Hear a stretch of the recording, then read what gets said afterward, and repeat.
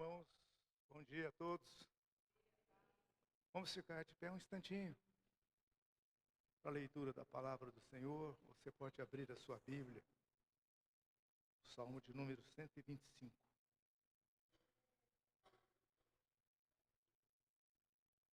O livro de Salmo, todos os capítulos, ele tem um título em cima. Qual é o título que está em cima do Salmo 125? Segurança. Outros, de fé inabalável. Tem uma outra versão? É? Então, todo o capítulo, ele tem, entre aspas, um título em cima. Na minha Bíblia, o Salmo 125 está dizendo fé inabalável. O que eu vou ler aqui não é para qualquer um de vocês. Ou seja, não é para qualquer um de nós. Porque ele já começa dizendo os que confiam. Então, esse versículo 125, o Salmo 125 e o versículo 1 é para os que confiam. E alguns de nós não confiamos. Porque se nós confiássemos mesmo, com toda certeza, nós não teríamos dúvida nenhuma. O subtítulo, quando está dizendo fé inabalável, a nossa fé é uma fé inconstante. Não é uma fé constante. A gente crer, de repente a gente não crer, e vira uma coisa confusa na nossa mente no tocante à palavra de Deus. Vamos ler então o Salmo 125, os versos 1, 2 e o 3. Diz assim: os que confiam no Senhor são como os montes de Sião, que não se abala, firme para sempre. Como em redor de Jerusalém estão os montes, assim o Senhor em derredor do seu povo, desde agora para sempre. Senhor, nesta manhã, que esta palavra verdadeiramente venha desmanchar os nossos conceitos no tocante à fé, esta fé convicta de que crê no Senhor. Portanto, o Teu Espírito que é santo, fale conosco, Senhor, porque nós precisamos realmente aceitarmos esse desafio de confiarmos, de crermos e aceitar e declarar que verdadeiramente Jesus Cristo é o Senhor. Eu peço que seja assim, Pai, em nome de Jesus. Amém e amém. Os irmãos podem assentar-se. É comum a gente dizer que o sol nasceu para todos. Você já ouviu isso? E de fato o sol nasceu para todos. O mesmo sol que seca a sua roupa e a minha, que somos tementes a Deus, seca a mente do outro que não quer nada com Deus. A mesma chuva que cai e molha o nosso jardim, molha o jardim dos outros que não querem saber nada de Deus. Mas essa palavra aqui, do Salmista 125, ela é taxativa. Ela é incisiva, ela está dizendo os que confiam. Então essa palavra é para os que confiam mesmo. Se você confia, é para você. Se você não confia, você apenas ouve. Porque a fé vem pelo ouvir e ouvir a palavra de Deus. Você pode pensar assim, pastor, você está fazendo um discurso duro. Não, eu não faço discurso duro. Eu não fui levantado para isso. Fui levantado para pregar a palavra. Cada um tem o seu jeito, cada um tem o seu estilo. Mas o que me deixa muitas vezes pensativo em relação à palavra de Deus em nós é que a gente duvida. Os que confiam no Senhor são como os montes de Sião que não se abalam. Isso aqui é para os que confiam. Você já percebeu quando as coisas estão bem, como é o nosso nível de fé? Você já percebeu quando as coisas saem um pouco do controle, como que é também o nosso nível de fé?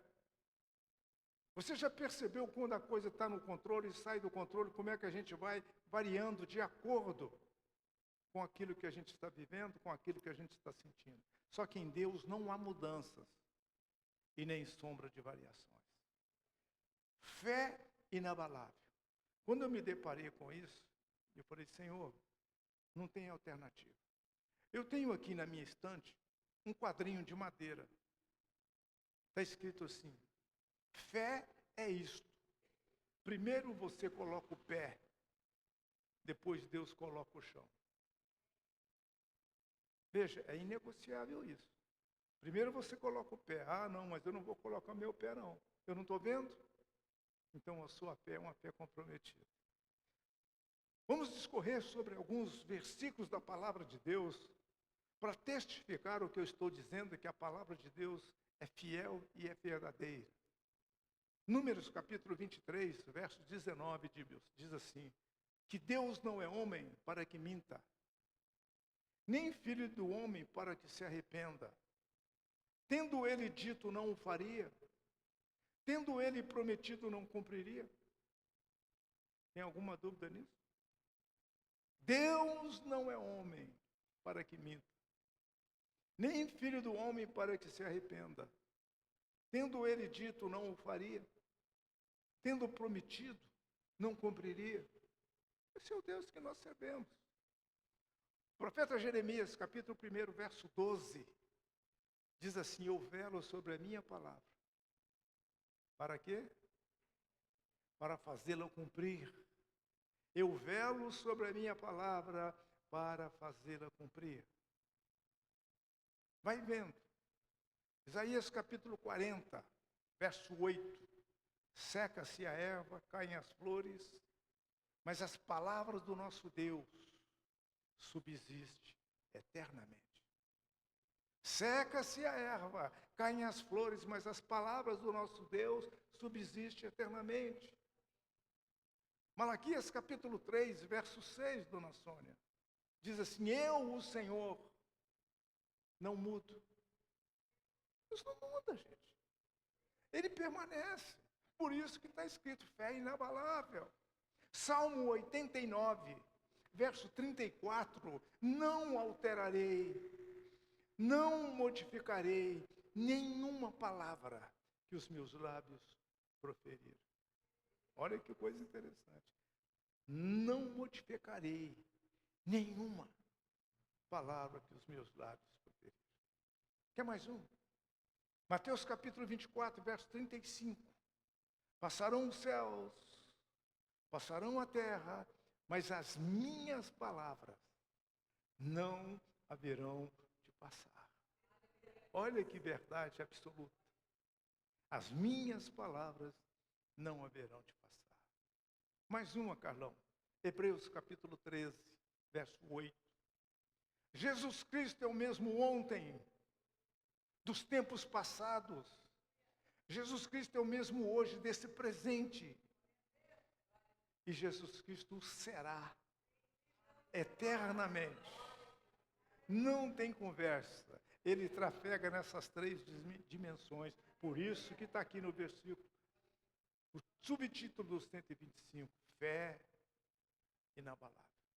Mais uma para finalizar, pastor. Hebreus 13, 8, eu já falei. Agora, Tiago, capítulo 1, a partir do verso 17 em diante, diz que em Deus não há mudanças e nem sombra de variações. Ele é o que é. Então, por que nós duvidamos? Por que a nossa fé é inconstante? Por que qualquer ventozinho que acontece, a gente desmorona? Por que isso? Quer mais uma? Salmo 37, verso 5. Entrega. Olha, é uma entrega. Entrega o teu caminho ao Senhor. Entregar para quem? Ao Senhor. Não é qualquer um, não. É ao Senhor, o único e absoluto. Entrega o teu caminho ao Senhor. Confia nele e no mais, ele tudo fará. Diante dessas verdades absolutas que eu falei aqui, tem tantos que eu posso citar. Mas por que a gente não acredita? Por isso que eu iniciei a minha fala. Isso aqui é só para os que confiam. O apóstolo Paulo, ele disse que ele aprendeu, é um aprendizado, a viver contente em toda e qualquer situação. Coisas que a gente não aprende. Por isso que eu disse, quando está tudo bem, está tudo bem. E quando sai do controle? Deus esqueceu de mim. Eu vou largar a igreja, não vou mais. Porque só acontece coisa ruim, só tragédia na minha vida. Espera aí, e a fé inabalável? Qualquer coisinha você se abala. Não. Não é isso que a palavra de Deus nos ensina, gente. Os que confiam, os. Tem um S aqui, isso aqui está dizendo que para os. E tem muita gente que confia. Assim como tem muita gente que não confia, que não acredita também. Agora você vai ver os que confiam como é que funciona. E você vai ver os que não confiam também como é que funciona. Tem uma diferença nisso aí. Vencedores e perdedores. Se você for ver as atitudes dos vencedores, dos perdedores, é real. Que os vencedores, mesmo quando eles perdem, eles continuam crendo e acreditando. Os perdedores já entram perdendo, porque o medo de vencer tira a vontade de ganhar. A gente já entra perdendo. Então isso aqui é muito mais sério do que a gente pode imaginar. Agora, com toda certeza, o maior pecado que você e eu, que nós cometemos contra Deus, qual que é?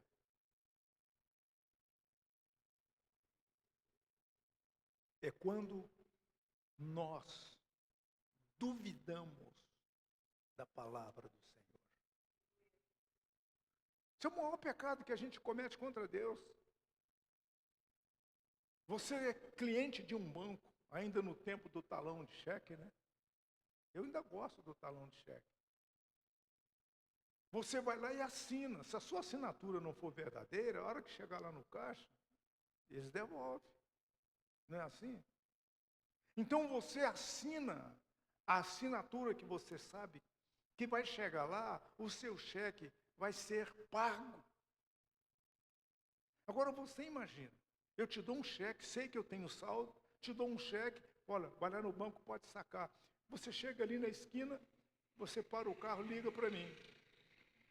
Pastor, mas esse cheque tem fundo mesmo? Tem. Pode ir. Aí você chega lá na porta do banco, liga de novo. Pastor, eu estou aqui na porta do banco. Esse cheque tem fundo mesmo? Tem. Então tá bom. Aí agora você está na fila do banco. Tem 2 na sua frente. Não sei se pode, mas acho que não pode usar telefone dentro do banco agora. Mas discretamente você pega o telefone. Pastor, tem fundo mesmo? Ai. Não. Aonde nós vamos parar desse jeito? Isto é duvidar. Aí você que deu o cheque, como é que você fica? Agora você imagina como é que fica Deus em relação a nós, que a gente duvida. O Deus Todo-Poderoso, o Onipotente, o Onisciente, o Onipresente, que sabe todas as coisas, que vê e que conhece. A gente faz essas coisas com Ele. Aí nós queremos receber de Deus o quê, gente? A parte que compete a nós, que é confiar, a gente não confia. Por que Davi foi chamado o homem segundo o coração de Deus? Primeiro, porque Davi sabia dar resposta de quebrantamento a Deus. Davi nunca duvidou da palavra. Você pega o Salmo 27, a partir do verso 3 em diante, Davi diz assim, com muita força: ainda que um exército me cercasse, meu coração não temeria. Ainda que as guerras se levantem contra mim, nele confiaria. Olha que tipo de fé. Agora, Davi era um homem como nós. Pecador, cometeu 2 faltas gravíssimas. mas aquelas faltas gravíssimas que ele cometeu nunca feriu a sensibilidade de confiança em Deus, por isso que o Senhor o chamou de homem segundo o meu coração. Será que Deus poderia falar isso para nós? Que nós somos pessoas segundo o coração dele, se a gente não confia? Se a gente não acredita? Esse Salmo 37, que eu acabei de citar, verso de número 5, é tão simples, mas tão profundo, que não entra na nossa cabeça.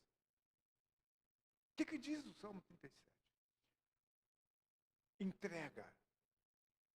Eu pergunto, você comprou um carro novinho, aí eu chego bêbado, não tenho habilitação e peço o seu carro emprestado, para eu ir lá no mercado buscar umas coisas que eu comprei. Você me emprestaria o carro? Você me emprestaria o seu carro, criado? Então você está mais doido do que eu. Não é assim? Não sei dirigir, não tenho habilitação nenhuma, ainda estou bêbado e vou pedir o carro emprestado. Se ele me emprestar o carro, o que ele é? Pior do que eu. Pode pegar nós dois e jogar no balaio. Não! Você não vai emprestar o seu carro para um cara que não tem habilitação. Aliás, tem alguém pensando assim, eu não empresto nem para quem tem habilitação. Você não precisa responder não, porque você está pensando assim. Agora é o Senhor, gente. Entrega o teu caminho. A gente não entregaria algo de valioso mesmo para alguém que a gente não confiaria. E eu me lembro aqui do casamento do Paulinho e da Queca. Cheguei e falei que ela era uma das pérolas preciosas que estava pendurada na orelha da mãe dela. Mas ela não ia tirar aquela pérola e ia entregar para qualquer um. Então entregou para o Paulinho. A partir daquele momento, a responsabilidade de cuidar dela era dele.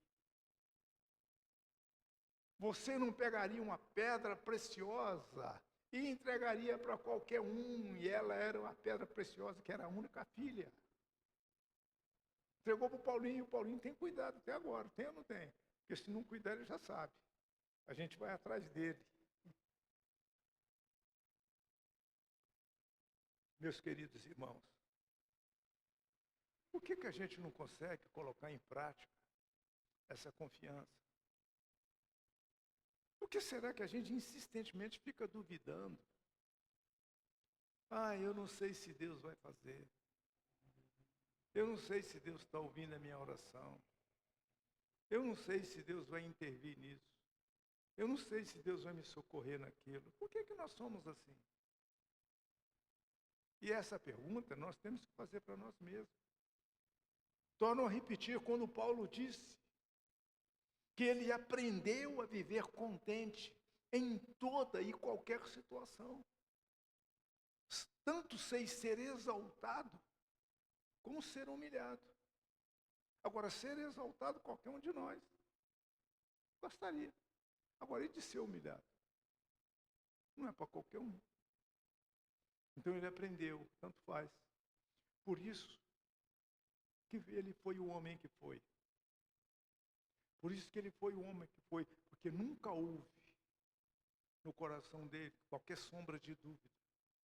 Ele sempre continuou confiando no Senhor. Tanto que já no final da sua vida, ele sabendo que ele ia morrer, conversando com Timóteo, ele diz assim, eu combati o bom combate. Ou seja, lutou o tempo inteiro. Eu completei a carreira. Eu guardei a fé. Qual que era o tipo de fé de Paulo? Essa que está aqui, no meu subtítulo. Fé inabalável. Agora, nós não podemos ser incoerentes, eu particularmente não posso ser incoerente de subir aqui, falar uma coisa e a hora que eu descer eu não acreditar naquilo que eu falei. A minha responsabilidade é muito maior aqui em cima do que aí embaixo.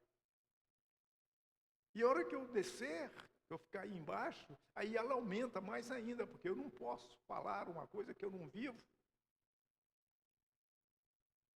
Não posso falar uma coisa que eu não vivo. Eu vou dizer para vocês sem medo de errar. Os meus filhos, são 4, nunca vi o pai falar uma coisa que não vive. Mas sempre vi o pai viver o que prega. Porque eles sabem todas as situações que nós passamos. Agora há pouco a minha esposa chegou chorando aí. Ó. Só os que estavam na porta percebeu. Por quê? Nós víamos vindo e parei na feira. Parei na esquina e falei para ela, você desce, logo ali ó, tem um rapaz que vende mandioca descascada. E ela desceu. Aí meu neto quis ir junto. E quando o meu neto foi junto, o que o meu neto fez? Viu uma loja, xing-ling, falou, vó, estou indo ali. E a avó falou para ele, não, o menino sumiu. E vai achar esse menino agora? E o relógio já vai embora. O relógio já vai embora. Aí a Cleusa resolveu descer para ir atrás dele. Falei, Cleusa, não faça isso, espera. Eu vou controlar ele por aqui. Aí eu liguei para ele. Falei, eu estou aqui na esquina da rua 11, com a rua 13, com a rua 9 de julho, a 11 de julho. Dei todas as coordenadas. Cadê esse menino? A Cleusa vai sair atrás dele. Não acho o menino. Eu olhei no relógio, eu preciso ir embora. Vim embora. Aí a Cleusa volta, cadê o marido? O marido já tinha vindo embora. E ela ficou ali desesperada, porque não achou o neto. Entrou no posto de gasolina, tem lá umas 4, 5 chamadas para mim. Eu não atendo telefone, que eu deixo sempre no vibra.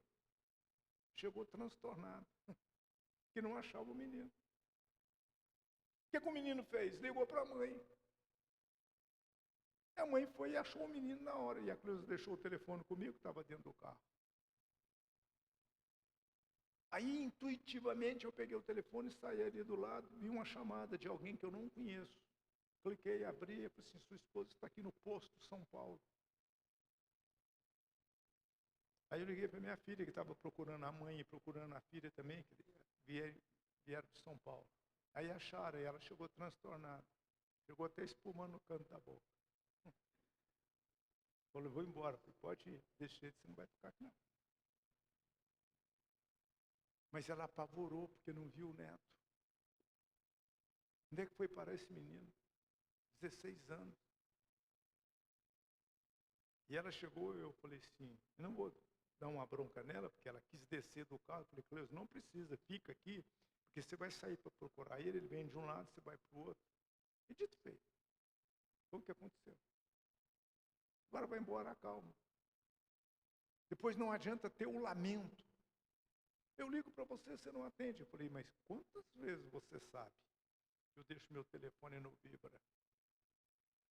E às vezes que ela ligou, eu já estava aqui, o telefone estava ali no parapeito da mesa de som. Peguei intuitivamente.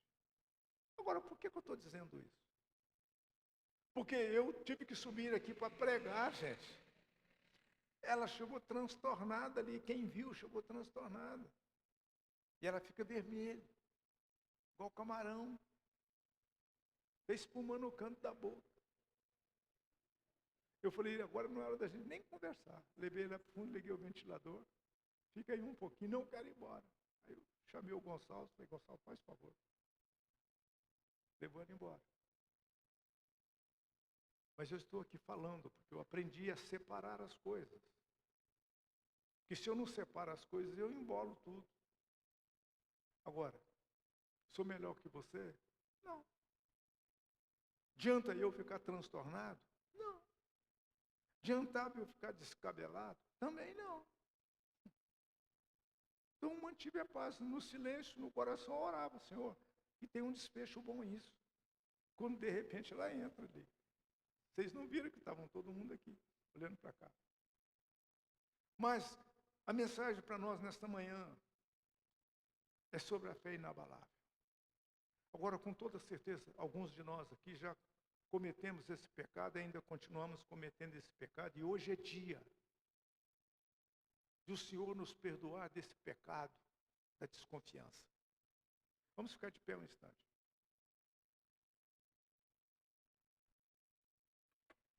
Eu quero chamar aqui à frente você que um dia duvidou. E se você vier à frente, não se constranja, porque não é só você que duvida. Eu também já duvidei. Será que Deus está ouvindo a minha oração? Será que verdadeiramente Deus vai fazer? Você nunca pensou isso? Então hoje é dia de nós lavarmos a nossa alma e o Senhor está aqui esperando para que a gente venha. Pode vir, Maria, chega aqui. Pode chegar, gente. Vocês estão com receio do quê? Você nunca duvidou de Deus, não? Continua duvidando que você vai ver a sua vida, vai ficar assim, ó. Não vai ter uma regularidade. E nós vamos orar. E vamos pedir perdão a Deus por todas as vezes que nós tivemos esse tipo de atitude. E tendo esse tipo de atitude, gente, com toda certeza ela não agrada o coração do Senhor. Ah, pastor, duvidar é pecado? De quem você duvida, sim. Toda conversa que você ouvir, a primeira coisa que você faz, duvide de conversas. Quando você ouvir um caso, ou algum comentário, ou um falatório de alguém, duvide primeiro. Depois, se você quiser apurar os fatos, você deixa para apurar. Agora, na palavra de Deus, não tem dúvida. A palavra de Deus não tem dúvida. Eu citei aqui alguns versículos da veracidade do Senhor, porque Deus, como disse Jeremias, vela sobre a sua palavra. Para quê? Fazê-la cumprir, ué. Ele é o que é. Então nós vamos orar ao Senhor. E no silêncio do nosso coração, nós vamos pedir, Senhor, me perdoe por todas as vezes em que nós duvidamos de Ti. Vamos fazer isso? Senhor, em nome de Jesus, nós estamos aqui diante do Teu altar, pedindo perdão ao Senhor por todas as vezes em que nós duvidamos da Tua palavra. A Tua palavra, ela é fiel, ela é verdadeira. Os que confiam no Senhor, como diz o salmista, são como os montes de Sião, que não se abalam, mas permanecem para sempre. Como diz a Tua palavra, em volta de Jerusalém, assim está o Senhor em volta de nós. Mas mesmo sabendo que o Senhor está em volta de nós, a dúvida sempre saiu na frente, sempre foi a primeira, e aquilo sempre nos desestabilizou. Então hoje nós queremos assumir o controle disso. Pedimos perdão ao Senhor por todas as vezes em que nós duvidamos de que o Senhor está ouvindo a nossa oração, por todas as vezes em que nós duvidamos achando que o Senhor foi embora e nos deixou aqui, por todas as vezes em que nós duvidamos de que a sua eficácia era real e era verdadeira, por todas as vezes em que nós duvidamos da tua palavra. Portanto, Pai, perdoa os nossos pecados. Nessa oração intercessória, nós não só pedimos por nós, mas intercedemos por outras pessoas que tiveram um dia as mesmas atitudes que nós também já tivemos. Portanto, neste momento, Espírito Santo de Deus, continue falando aos nossos corações e que nós venhamos a buscar as forças no Senhor, porque todas as vezes em que estivermos enfrentando as dificuldades, e elas virão, nós vamos continuar firmes, confiantes no Senhor, como diz o salmista, os que confiam no Senhor são como os montes de Sião. Nós queremos ser como o monte de Sião. Não se abala, mas permanece para sempre. Muito obrigado, porque nesta manhã o Senhor lavou a nossa alma. Muito obrigado, porque nesta manhã o Senhor perdoou o nosso pecado, e que o pecado da incredulidade não venha mais fazer morada nas nossas emoções, mas nós venhamos a ser pessoas que verdadeiramente confiamos no Senhor a despeito de tudo. Assim como disse Paulo, se vivemos, para o Senhor vivemos.